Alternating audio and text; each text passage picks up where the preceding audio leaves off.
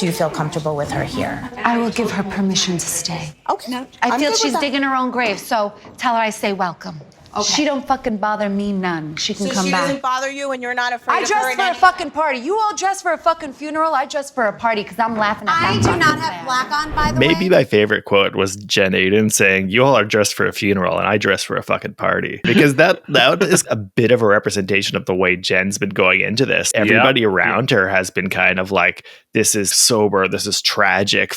Families members being turned against family members. What could be worse than this horrible curse that has been laid upon us?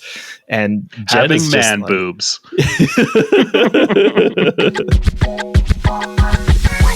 Hello and welcome to the Bravo Outsider Podcast. I'm your host, Craig Midwinter. Dylan and I were flying tandem again today.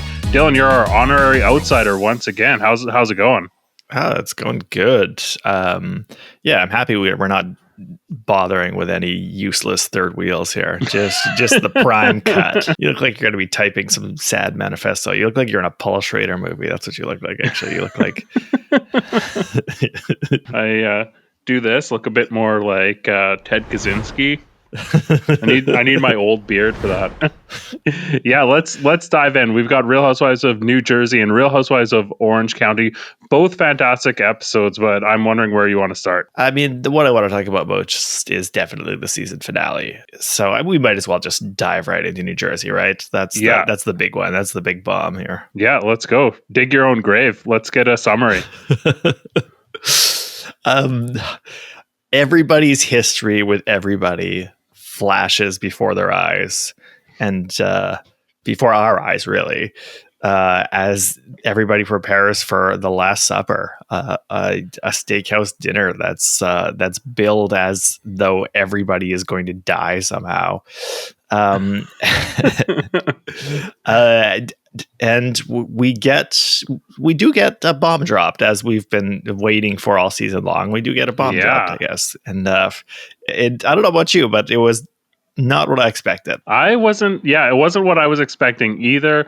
I think just diving into the presentation on this, I really think that they did a good job of presenting this as a way bigger bomb than they did with Teresa's, and that's definitely by design. They clearly wanted to undermine Teresa's knowledge drop in order to make Marge's bomb have a bigger impact, and it worked for me. I loved it. Yeah. Oh yeah. And they sold it so hard. It was really, really funny. Just all the flashbacks. They were just cross-cutting the flashbacks with like the walk-ups, the slow-mo shots of characters crossing the tracks to get to the steakhouse, and so many flashbacks, including the Gorgas, like the old Nono Gorga getting in there, like really digging back deep into history, into family ties to kind of build as much import as possible for this.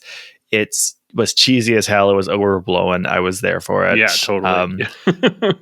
Great use of sepia tones of black and white. I love how it ends with just like Dolores staring off at some uneaten sliders on a table, as like we slowly fade into even more of those flashbacks of everything that's apparently been ruined and lost now.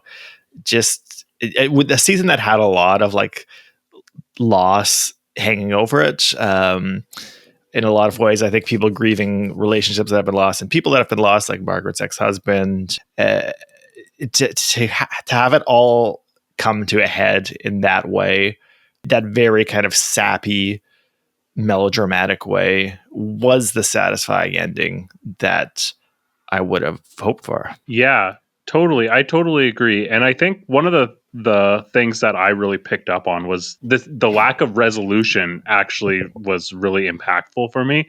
Like the fact that this group just could not come to anything that like resolved nicely or tied up anything in a nice little bow. We knew that there was going to be no resolution to this going into it, and the way that it ended in explosions and still tension, I thought it was really impactful. I liked it a lot. Yeah, there is such a sense of like creeping dread hanging over everything, but like kind of not clear what the actual threat is, other than just like the end of the road for everybody in some vague way. But that's what I really liked about it, like thematically too, was just things like the lights flickering in Rachel's house and like the omen of the like burned hotel. Like there's like these evil omens that really speak to a kind of like Catholic mystic idea of the dread of the uncontrollable forces in life creeping in and laying their black hands on you. The way that was invoked throughout leading up to the Last Supper was really cool. Totally. And the way that they project it on each other as well. Like when Dolores arrives at Marge's and Dolores like sages her and says, "You've been at the devil's house, so I need to cleanse you." Just beautiful stuff. Yeah, everybody likes talking about those. Like they use terms like bad omens, last rites, Last Supper. They keep invoking those terms. The only person who seems to like just be like really eager to actually swim in that rather than just shiver and dread at it is Louis, because Louis is the one guy who's just like like, yeah, man, I am the fucking devil. Like he's like, I hope that terrible things happen to her family. Whereas everybody else, like there's a lot of like swearing on children. There's a lot of like, I swear, children are sacred and I wouldn't want any horrible things to happen. And Louis like, I hope horrible things happen. Let's go. He's like the one person who is like, I live in these deep, dark ocean depths and I'm twin to the darkness. A hex upon Marge for 3 generations. Yeah, I love that. And we also saw the Angel of Love appear, of course. Bella, Marge's cat, really loved that, she made an appearance. That was, I think, one of the very first lines, if not the first line, where she was like, "Bella, you angel of love, you don't do horrible, evil things." Speaking of quotes, what quote stood out to you from this episode? That was one right there. I think maybe my favorite quote was Jen Ayden saying, "You all are dressed for a funeral and I dress for a fucking party." Yeah. Totally. That was good because that is kind of like a bit of a representation of the way Jen's been going into this. Like there's everybody around her has been kind of like, this is like sober, this is tragic, families members being turned against family members. What could be worse than this horrible curse that has been laid upon us? And Jen having is man like, boobs. There you go.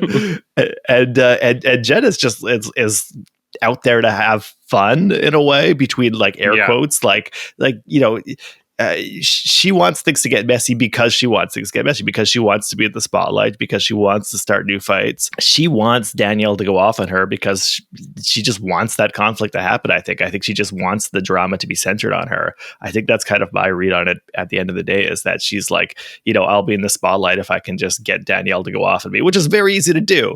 So I'm just going to do that. And like, she's out there playing the game, not with like scheming, sinister mindset, I think, but really with a sense to have fun. And I thought that was why I love that quote. And that's also why I like how the undercard fight, which is Danielle and Jen, which is supposed to be kind of like the warm up to the big match, where it kind of feels like everybody's expecting them to just kind of like set their beef aside so they can get to the main course, so they can just be like, apologize, whatever, and then we're going to move on to the real reason we're here.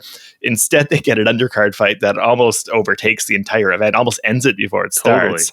Yeah. And that's another great example of Jen like not actually playing the same game everybody else is, and just being like, you don't know, I'm actually going to completely grab this spotlight here and make Danielle explode because I know how to make her explode.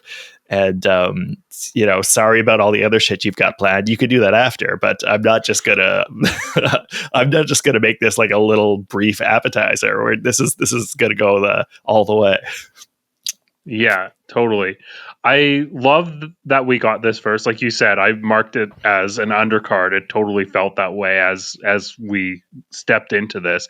And Danielle opens with this speech that feels so rigid and over-prepared, like she's at a student, like going for student council president or something like that. And it's just feeling a bit flat because it's so over-prepared. And Jen is able to like flip this. Like her housewife Judo is able to flip this and immediately get a reaction out of Danielle and turn it on its head. And like you said, I think that Jen, the way she's operating here is really telling, both through the quote that you highlighted, but also the quote that immediately is before it, where, Dolores comes in as a proxy for production, just to check to see if Jen is like okay for Danielle to come back in and make sure she's not threatened. And, because Bravo's got a lot of eyes on it. It doesn't want to be considered a hostile workplace. So they need to make sure they get on camera Jen saying that she's not threatened. Jen realizes this and goes one step beyond that and says, no, she's digging her own grave. This is great. Bring her back on. Tell her I'm not afraid of her. And it's just, it's amazing to watch her go. She is a top tier housewife. The way that she operated through every episode, she always brings it, but here especially, I thought was fantastic. Absolutely, yeah. What stood out to you in terms of strategy? I feel like there's not a lot of long play that's happening here, but I do think that there are some interesting decisions that are happening. I'm curious what stood out to you. Well, in retrospect, we have that big chip, which is the fact that Jackie Giudice Goldschneider met with Louis' ex. By the way, I don't want to be like too weird about this stuff, but does it not feel like just kind of like anti-Semitic adjacent for the Catholic woman to be like Jackie Giudice Goldschneider? I don't know. It didn't register on my radar, but yeah. Just now that you pointed it out, you picking that word Judas for like your one of your rare Jewish friends amidst a bunch of Catholics, and then specifically using her very Jewish last name Goldschneider. Instead, not just saying Judas Jackie, like specifically saying Jackie Giudice Goldschneider. I'm not saying like, oh, Marge is an anti-Semite. I'm not saying that. But I just mean I feel like this slightly inflected with a bit of like that classic Catholic suspicion of Jews. Anyways, in retrospect, the strategy, the complete lack of strategy on Jackie's part is very interesting, because she apparently had a card in her back pocket this whole time, and like she's been done with everything this season, completely fumbled it in the worst possible way. Just sat on it until like somebody else used it as a way to rob her of all stature, of all standing. And she let it turn into a bus to run herself over with. It's unbelievable. It's just been an incredible season for Jackie, completely shooting herself in the foot over and over again. It's been great. Yeah, totally. That reminds me of another great quote, was when after the bomb is dropped, Dolores is like, Jackie's shitting her pants right now. She needs a fucking diaper. And she's walking away kind of looking like she is shitting her pants right there. I think she might have been right. What other highlights did you have from this episode? It really was mostly just highlights all the way through, as you would want for a finale. Was not expecting Dolomite to just blow up on Margaret so hard there. That was kind of a cool moment, because Dolores, she's been getting in there, and she's got that intensity in her. I just didn't expect that moment for it to come out. Though I did feel like there was going to be a time where she was like really going to start throwing down a bit there, but I didn't expect that like kind of cozy meeting with her and Margaret and Jen for that to be the time when she just completely flips out over just being called a liar, I guess, which in the abstract, but the details of what she was being accused of are like seemingly very minor. But I liked how like intense it got, how ratcheted up she got there. Made even better by having Jen Fessler just like trying to melt into the couch and pretending she's not there. That was fun. Yeah, you could see her in the background of some of the shots, like over Marge's shoulders, just like disassociating. And, absolutely, like, in the thinker's pose, and just like completely just wondering where she went wrong to wind up in this spot in this very moment. Yeah. And also, I think we did get a little shot of Bella in the middle of that explosion, which was really good too. Because I believe they insert a tiny shot of Bella in like mid Dolores going off rant with like the little chyron identifying Bella. Oh, okay. Oh, yeah. Bella's a dog, not a cat. I don't know why. Yeah. That's Okay. you made me in doubt there, but Bella's the little tiny dog. Yeah. I don't know dog breeds. Little tiny thing. Dog, cat, croissant, cruller, who knows? One of those things. But yeah, during that scene, I just loved Dolores, and she seemed like she was actually like Teresa's event worked on Dolores. Like she actually, had to pick a side and like dig in, but then she goes back to trying to play Switzerland again, and by the end of things seem relatively resolved. I don't know. I was trying to figure out what was going on with Dolores. It felt like she has like an emotional side that she is on, but she needs, for the sake of resolution, to be able to bridge these two sides and conduct this event. Yeah, I really like giving her the last word, though. She's been that kind of, like you mentioned, production stand-in, but also kind of an audience stand-in for this season, if not for a while before, too. And to get with her just sitting at a table as waiters sweep up broken glass and just staring at the slowly congealing meat on the plates was great. Did you have any other highlights from this? The scene with Nate, who sucks at carving pumpkins, made me wish that we've had more Nate. We just haven't had enough of him to get to know him. And I did like how sensitive he seemed when Valentina was like, "You're bad at carving pumpkins," and he's like, "No, I'm not." It's just like I think she said you ruined another pumpkin, and he said, "I did not." Just like that little bit of like sensitivity was something, a side of him that we haven't seen much of yet. So maybe we'll see that in future seasons, hopefully. Yeah, totally. So one of the things that Bravo had said in the lead up to this, when they announced that there was not going to be a reunion, was that you will understand why there's no reunion once you watch the last episode. Do you have an answer to that question, do you think? Do you think it was clear after watching this? No. I don't see why it's impossible for them to sit around a table like they just did. I don't see why that couldn't happen again. I don't actually understand that. Do you? Yeah, not really. I mean, there was a little bit of a sense of like finality to this episode. The fact that it's peppered with all these flashbacks to, the introductions that we get, or the walk-ups that we get to the dinner at Rails, where as each housewife is walking in, we get clips from earlier seasons with them, and it's underscored with history. It does feel like they are trying to like bookend this chapter of Real Housewives of New Jersey. So in one way, I can kind of see if they're saying, we've got an end to New Jersey. This is it. Yeah. But on the other side, we had a way better like series finale for Vanderpump Rules in the finale that we got for Vanderpump Rules season 11. And they still did a reunion. So I don't really understand why it couldn't happen. Yeah, I mean, the way the show is put together, the way it's edited and produced, they really sell the idea that this is finality, that this is the Last Supper, that this is the end of every storyline. But that's just sold through editing. Like what actually happens, it's like, okay, what is actually final?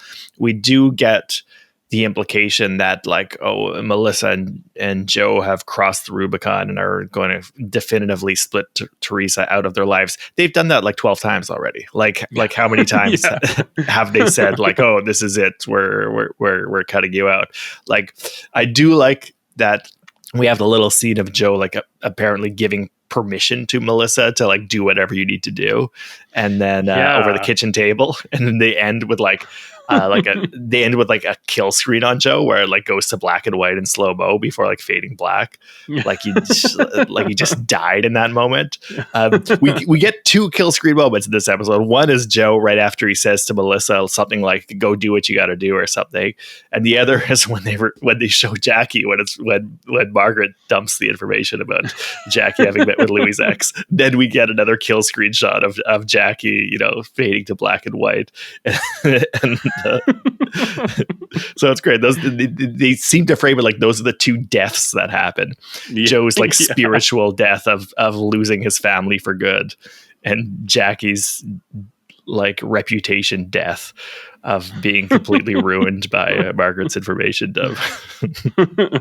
Totally. Who are your stars from this episode? Okay, I think I'll give a first star to Dolores. I'm hedging my bet on that because it's like she didn't actually do that much aside from blowing up on Margaret. That's kind of been my struggle with Dolores all season. It's like she's getting more implicated, but is she actually doing anything, or is she just like a convenient character for us to attach ourselves to?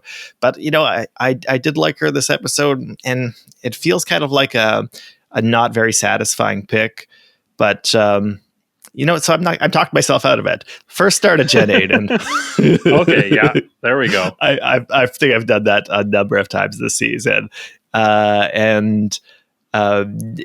because she wasn't like following the script. Like I said, like she was off on her own thing. She has her own game plan, and was just like she wants things to burn. She's grinning as things burn instead of like rending her clothes and mourning this awful fate that God has bestowed upon us. She's having fun out there, and was just full of great facial expressions throughout that dinner, especially as Danielle was exploding on her.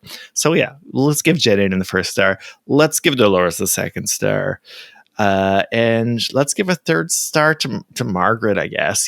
She did have the card. She did have the bomb. She did have the actual reveal. The actual final reveal was hers. The production, like you said, gave her the final word rather than giving Teresa's. Teresa set up with the sketchy lawyer the final word. They treated that as the big bomb that would end things. And since she got that in last, and she got that in as the season ending information drop, and the fact that it also seems to like make her innocent while she makes somebody in Teresa's camp guilty at the same time is like a big coup for her. So this was definitely a coup for her. It was more of a coup for Margaret than it was for Melissa, right? Like, what did Melissa do at the end of the day? What did Melissa did nothing do at all this season? Like, yeah, nothing. right? She didn't really do anything. Yeah. That's one thing that I'm curious about before we get into my picks. So there's a lot of discussion around this idea that there's going to be a huge cast shakeup in New Jersey. I'm curious who you think will stay and go versus who you think should stay and go. I don't know if I'm in a position to judge who will. I just don't feel like I understand the way the sausage is made enough to like be able to guess what choices production is actually going to make based on whatever combination they have of like what they think audiences respond to based on their like whatever internal metrics cross-referenced with like the relationships they have with the employees and like who they're which one of these staff members they're on good terms with and think that they can work with going forward and all that stuff. Like I just feel like there's too many variables that I'm just completely ignorant of to be able to like accurately predict.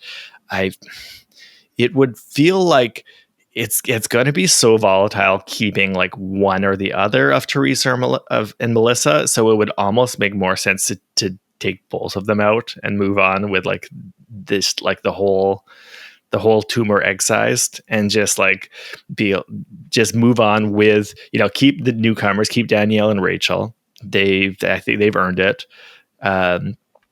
Keep Jen, and then you could keep like, Margaret can stay around as like a legacy character because you don't want to get rid of Margaret.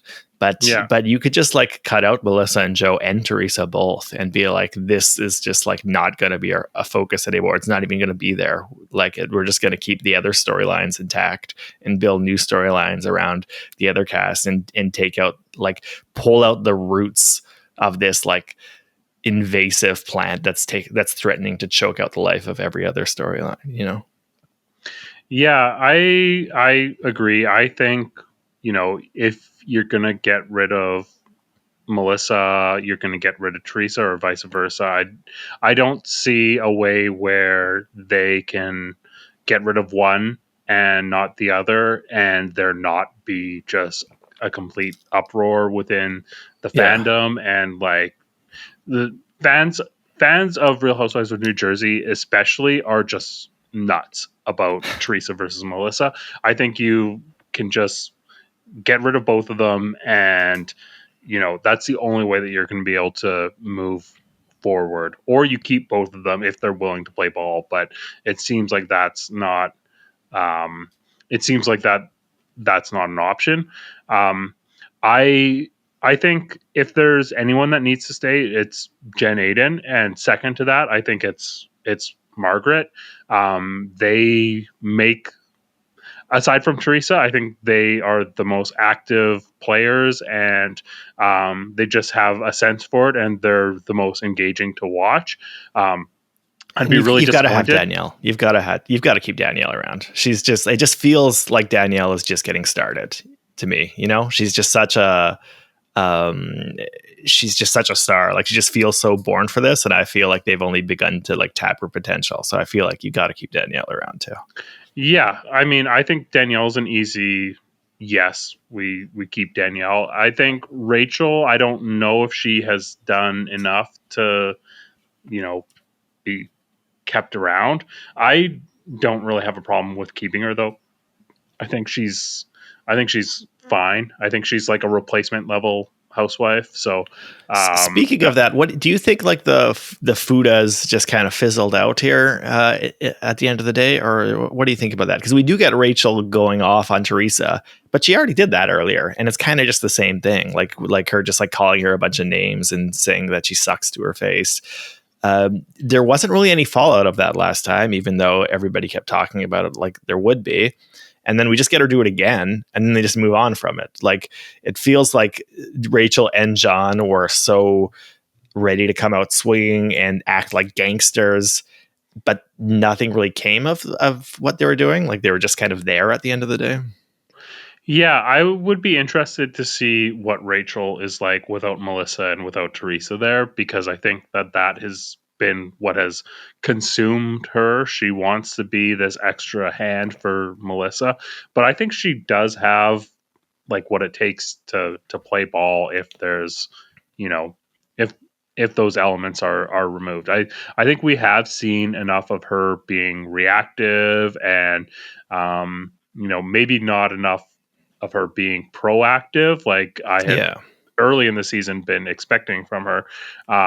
But I do think that there's a spark there, and we could keep her, or we could get rid of her in order to like free up the spot if there's another dynamic that they want to bring into New Jersey that we haven't seen. So I think it could be a 50-50 on her. In terms of my stars from this episode, Jen Aydin is number one. She just the way that she kind of owned that dinner, I thought was great. And Margaret is a close second. They both really took hold of that dinner and were the two stars of it.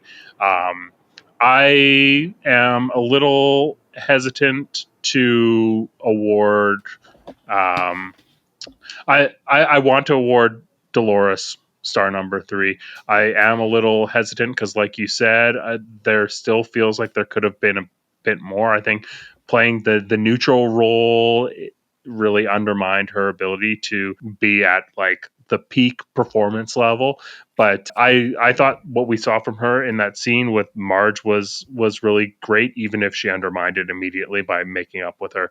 I love seeing the fire from her. Then when she gets fired up, that's That's great. Yeah. All right. Do you have anything else from Jersey before we move on? No, you know what though?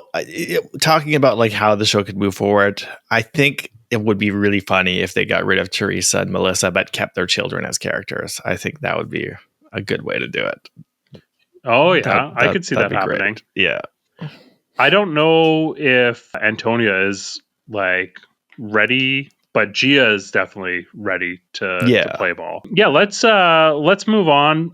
Before we get into Real Housewives of Orange County, I just want to take a quick moment to thank our viewers for voting for us at the Podcast Awards, podcastawards.com. We made the list of nominees, so looking forward to see how that goes. So thank you so much. If you are a new listener and you haven't yet subscribed, please subscribe on your podcast platform of choice or on YouTube. Do all the things that everyone asks you to do. It helps us out the same as it helps them. So be sure to like and leave a comment and all of that. Dylan, how's your week? How's the Olympics been for you? I haven't been able to catch a ton yet because I've been really busy with work. And when I turn it on, it's just always crap that I don't like. It's been a lot of gymnastics lately that's been on, and I don't like gymnastics. Do you like gymnastics? I could take or leave gymnastics. Yeah. I like the ones where they like do like a routine and they like flip around a mat a bit. It's kind of like figure skating without skates. Like, cause then it's like a performance. Like it's a dance. It's easy to, it's got that artistic hook to it. Whereas to me, the things where they're like, you know, pulling themselves on two rings and flipping themselves around the pommel horse, it's like, it's not artistic enough to feel like a performance, nor is it clear cut enough to feel like just a pure test of who's the strongest. Like it's too like between the two for me. Like if you need so much context. Yeah.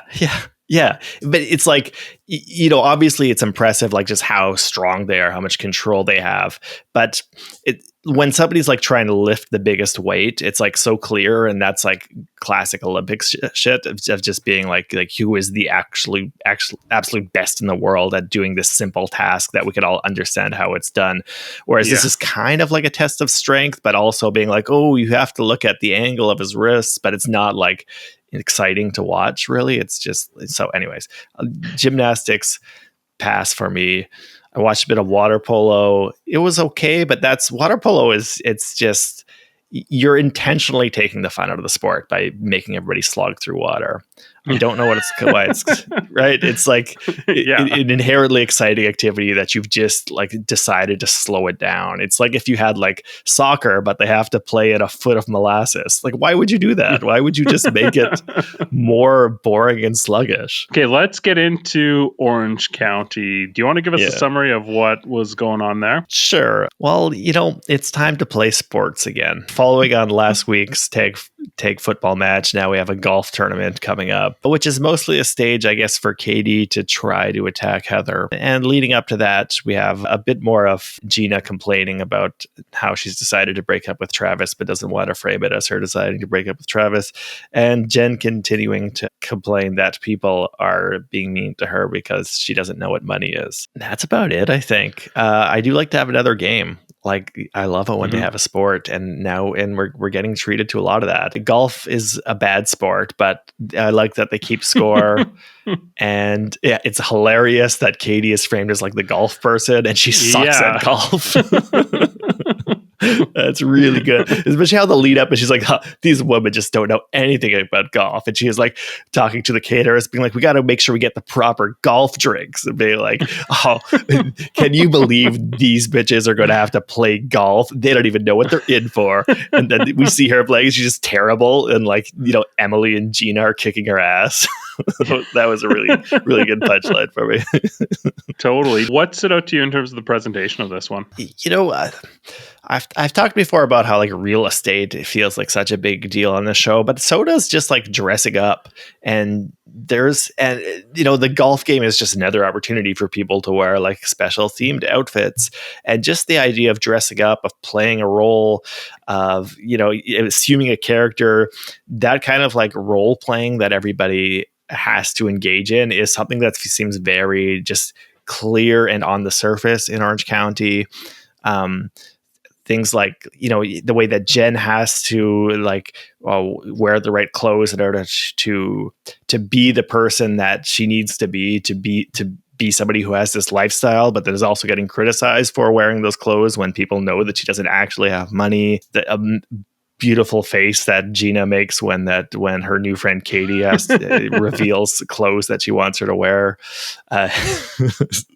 And that like contrasted just with like the way like what Katie has to like step up to Heather and try to like show that she's on Heather's level, that they can be like enemies, that they can be on like the same stage. It's just all feels like more of that kind of like role playing of like, you know, you've got to kind of assume an identity, you got to put on an outfit, and then you got to play that part. And that just seems like such a part of this universe that they inhabit. So that's something that just continues to interest me about this show. Yeah, totally. One thing that I loved about the presentation of this was how it was framed as like a 24-hour cycle almost.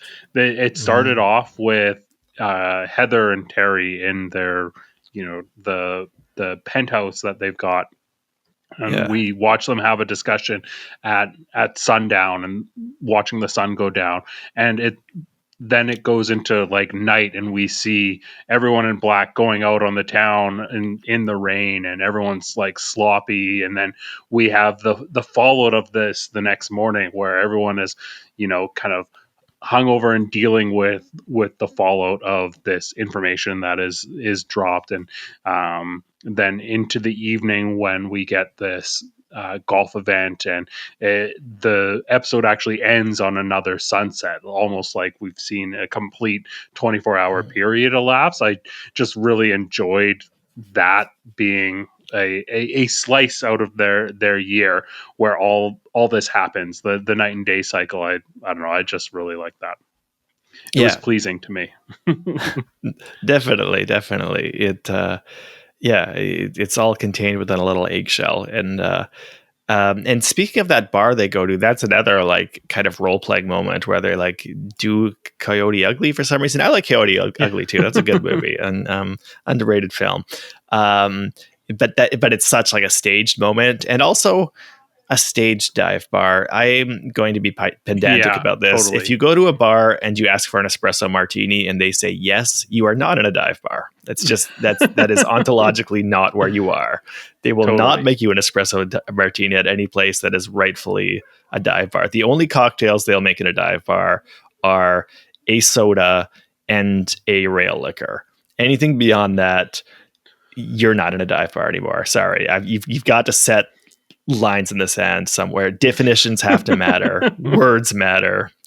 That's not a dive bar, no matter how much you call it. Totally. What stood out to you in terms of quotes from this episode? Less the actual words and the way she said it. It was a great Tamara moment when she says like, "Oh God, I think I'm going to tell Heather this exact same way you would say like, oh God, I think I'm going to throw up." I love that Tamara is always dealing with information that way, where she's like so excited to share it, but has to like pretend that it's such an awful thing to share it that she talks about it that way. That's really good. And so in terms of the actual key piece of information that Katie uses to attack Heather, I do like that the way that when she presents it, she says to Heather that this comes from my dear friend who runs the paparazzi photos for all the publications. Who runs the paparazzi photos for all the publications.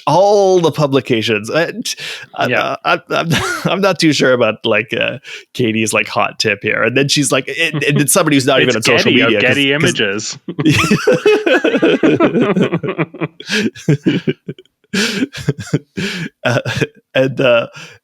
I feel like her receipts that she's so confident about is not a very good receipt. It's like 2 words scribbled on a napkin. That receipt, that is not a great one.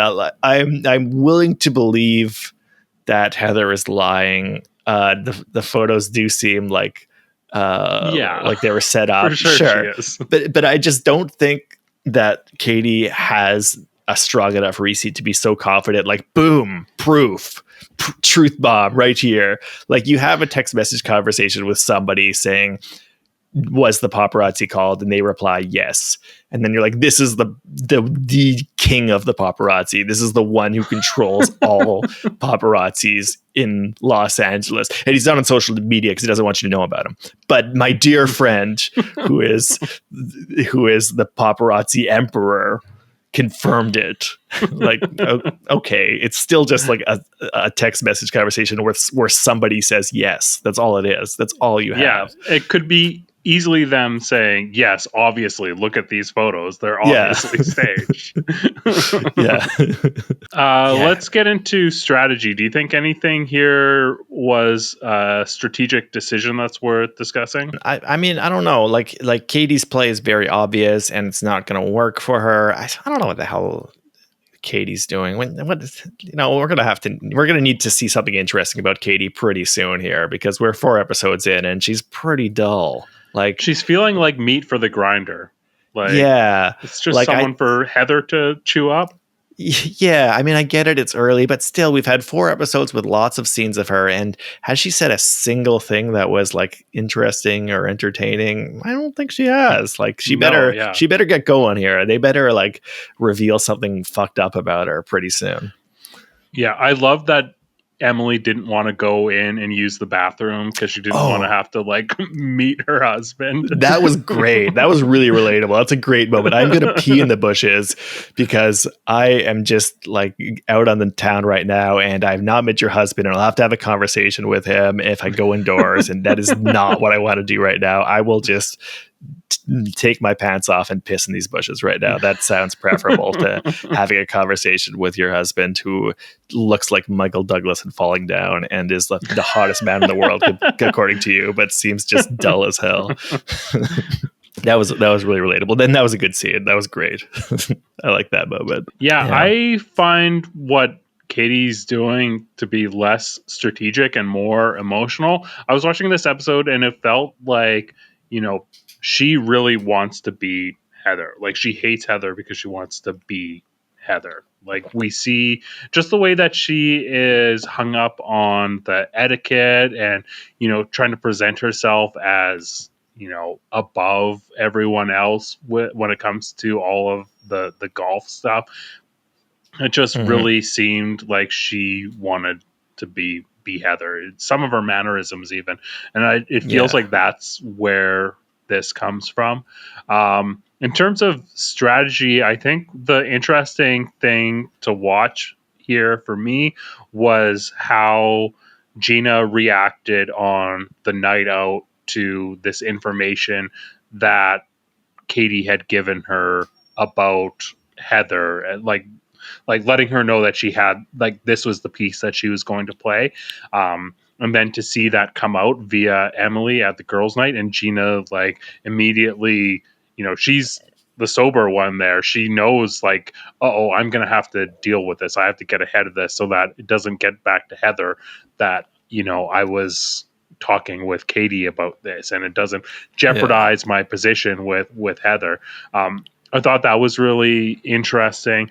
I thought that Emily just leaking this, so carelessly was, it wasn't as careless as it was made out to be. I think like she put that out there to the broader group, knowing that it was going to force the ball into play and that, Katie was going to have to react to it. I think one of the interesting things to think about here, and I don't really know where I land here, is if that was the intention was to jeopardize Gina's position, because it does seem like we are setting up for a bit of a fight between, an alliance of Tamra and Emily versus Gina. We're getting that prefaced a little bit when they're talking about, the comment that Gina made about Tamra stealing her best friend. And so it could be that this is a way to force a bit of a rift between Emily and Gina, or create some space or a battle line. I'm not sure whether that's the intention or if it was just Emily, being lubricated, wanting to put the ball in play for Katie and forcing her to react and just indirectly jeopardizing Gina. I'm curious what your thoughts are there. Yeah, I don't know. Yeah, honestly, I'm just not sure. I'm just not sure. I don't know. I never know what Emily's doing in terms of like, I have a hard time telling whether Emily actually cares about anything or if she just wants to like get drunk and make snide comments to people. I don't know if I have a hard time figuring out if Emily is really strategizing or if she's just like clocking into work when she's doing these scenes. But maybe that's just me who's struggling to read her. Yeah. Okay, let's get into our highlights. Any highlights for you here? Highlights or lowlights? I like the scene with Jen. I like that she cracks a little bit. We get a bit of emotion from her. And I think we need us to see a little bit more of that, even though, like I said before, I think that the fact that Jen is so indecipherable and doesn't let anything seemingly touch her, including her bills, is one of the things that I like about her most. So I like that. I also like the thing about going to Vegas too. We get a little shot of them at the Sphere, and I don't know if you noticed, but there seemed to be like some like demons from hell going on in the Sphere. Like there was like just yeah, I was trying to figure out what that was. Yeah, it was probably an ad for a show or a game or something, right? But it was just like a funny visual of like she's having these conversations where she's like, oh, I'm just like ignoring all the problems in my life because, I'm able to do that. And I guess that's what other people don't understand, is that you could just like not think about your problems. And then and then we have the scene of her in Vegas where there's like, hordes of screaming demons being projected on this giant orb behind her.